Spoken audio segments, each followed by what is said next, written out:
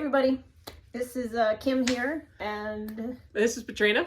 So we did just put out a YouTube channel for our adventures in homesteading, and we're getting some questions about why we did it, how we did it, things like that. So we thought we'd just take a couple minutes and explain to people those things.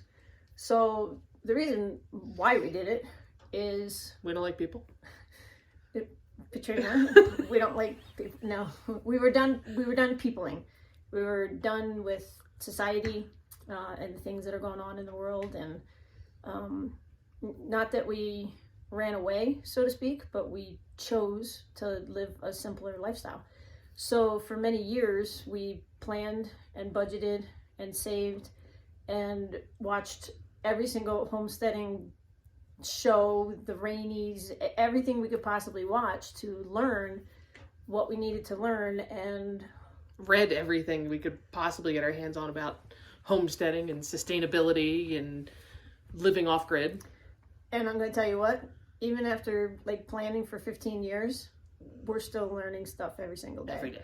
So our place that we are in southwest Montana. Right outside of the town of Deer Lodge. We're actually located in Deer Lodge National Forest, and we have no neighbors. So we're 12 miles from town, which is just right. And our driveway is a mile and a quarter long, and it's not really a driveway. It's actually a cattle road. A cattle road, corn pasture field. We can't get out. So it's winter time right now. It's January 3rd, I believe. We have about 10 inches of snow on the ground out here. And just today, one of our friends met us halfway from town. He drove his side-by-side up the road as far as he could get, and then souped up side-by-side too. Souped up, jacked up side-by-side, and he couldn't get all the way out here. So Katrina drove the snowmobile and met him halfway and got some of our Christmas presents that didn't make it in time, and our mail and prescription and stuff like that. So when we say we're off-grid, we are totally off-grid. We don't have power from the city. The grid. We don't have water from the city. We have solar. We installed solar before we got here to make sure that when we got here, we would be able to run our little cabin on everything. So our little cabin is about 800 square feet. Our kitchen was a summer kitchen, so it was separate from the house. We had to actually join it together. So actually behind me, you can see there's a lot of plywood and stuff still visible because just to make it through the winter, we joined the two together, the summer kitchen and the cabin. Otherwise, we would be walking outside to get to the kitchen. And the other issue was the water freezing. So we had to make sure we connected them so that we could heat it so that the water wouldn't freeze on us. So I'll let Katrina kind of talk about the water and the power and what we do. So we have the solar system, and the solar, as long as the sun shines for a good portion of the day, the solar takes us through the day. If the solar does not charge us up enough to make it through the day, there is a backup propane generator, and the propane generator will run when the batteries hit 50%. Right. So we're never without power in that way. Right. We do plan on putting in a windmill, so we have a wind turbine to supplement the solar so that we don't have to use the propane so much. Right, because that's our one bill that we have really is propane. And we were misled on that too. We were told our cabin was a 4-season cabin. It's not. It was a 3-season. So we had to make a lot of modifications to make sure we could make it through the winter. So we put in a wood stove. 2 wood stoves. In what would be the fireplace. Yep. And then we put in a pellet stove as a backup. And it's a gravity-fed pellet stove. So there's no power. No power that has to go to either of them.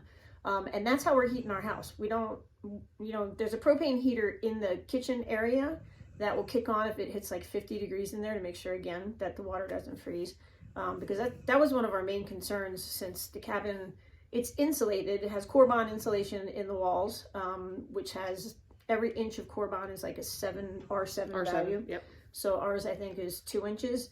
But the pipes, it's called PEX system. It's like a plastic pipe.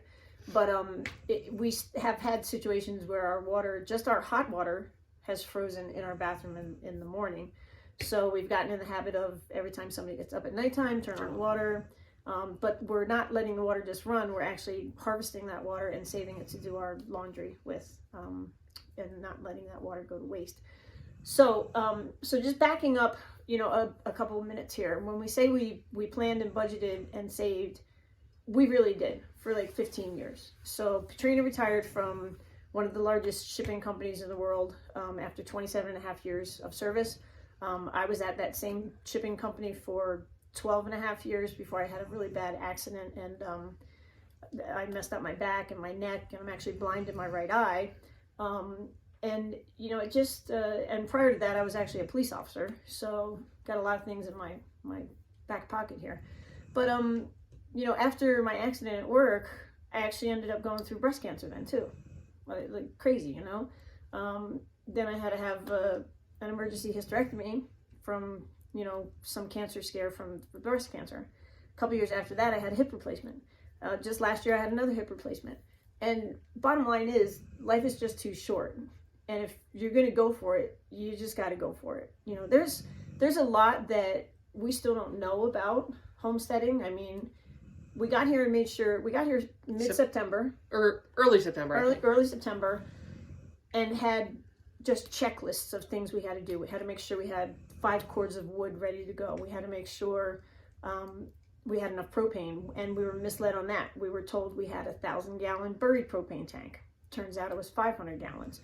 So we very quickly got another 250-gallon tank. Well, we had problems getting that installed because they didn't have those in stock because of all the supply chain issues. But we wound up having the 500, getting the 250.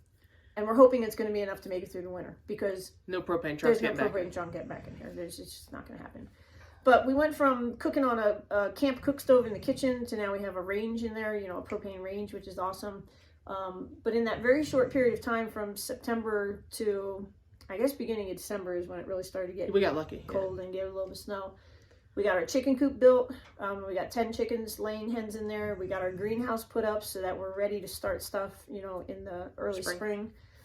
We got the solar installed, and we had our addition, to join the two things. So, and we also put the solar electric fence around the house. Yeah, we're in a high predator area, especially now with the snow on the ground. We are seeing what's out there, and there's everything out there. Mom, don't freak out. There's mountain lion out there. There are lynx out there. We have seen tons and tons of coyote tracks. We've been told there are 3 wolf in the area. We've seen deer tracks. We think we saw porcupine tracks. There's elk in the area. There are moose in the area. We've found moose droppings. And unfortunately, when we moved here in mid-September in Montana, we have to wait 6 months to get our hunting license. So we were not able to hunt this year at all. So we had to buy store-bought stuff to make it through the winter. And then my Uncle Ross, unfortunately, just passed away. And the family is being so generous, and they're giving us everything that was left in his freezer. And he actually had 2 freezers. There's a lot of meat in there. An upright freezer and a smaller, just chest freezer. And the only thing we have to do now is try to get it in here. But, we should have enough to make it through the winter. And we'll see what happens. So we're very grateful for that. So thank you, everybody. Kelly, Plachette, Kina, we appreciate it. So, and then we'll start hunting when we're able to get our license, and then we'll be hopefully totally sustainable here. We'll be hunting. We're going to go fishing. Growing our own food. Fishing at Georgetown Lake. We're going to grow our own food. We have our greenhouse, and we'll have other gardens set up. Eventually, we're going to have rabbits. We're going to raise rabbits as well, and we will get some meat chickens also. We just didn't have enough time to build little houses and huts for all of them. We only had time to build 1 chicken coop. So it is cold. We had a really cold snap. It got down to -10 at night. Yeah. A couple days ago. But today it's up to 40 during the day. It was only 20 last night.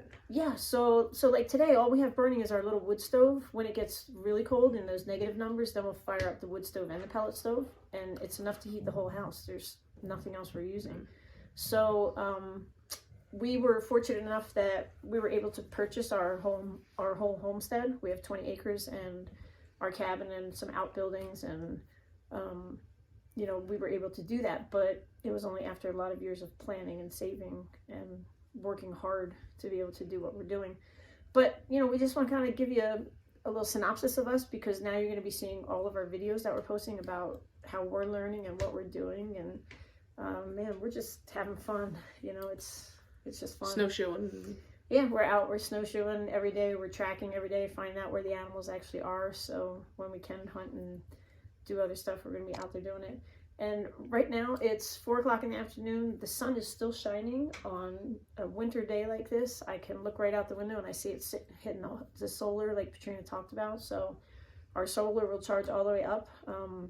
Our generator hasn't kicked on for a couple days because there's enough sun during the day to charge it all the way up that the generator doesn't even kick on. So. And so we have all the normal amenities. We have TV, we have internet, it's all satellite based. So, I mean, there's nothing wired out here, but we don't live like cave women. No, we don't. But some people, you know, when they say off grid, they're like legitimately off grid. They don't have TV, they don't have solar, they're hauling their water. We're living, I guess, a little bit of a upgraded off grid. We're bougie off grid. We're bougie off grid, but that was by choice, and again, like I said, by hard work to be able to get to where we are at this point. So we just want to introduce ourselves and say hi. Pinto, our dog, is laying right at our feet right now because we're kind of close to the fire and she's just crashed out. We got all our chores done for the day. We have one more. We'll feed the chickens again at 4:30 and they'll tuck themselves in bed then and be cozy and warm in their little Taj Mahal chicken hut we built them. Chicken chest. And we have some wash hanging out on the line today, even though it's only, I don't know, 15 degrees out or something like that. It's like 25. It was 40 today. Okay. It was warmer today. But we'll bring the wash in soon and have a nice meal this evening and just chill out and enjoy life and get up tomorrow and do what we want to do, you know? So, again, just wanted to meet you. I'm Kim. Katrina. And enjoy our YouTube as we're learning and doing stuff together. Any questions, shout them out. All right, take care, everybody. Peace.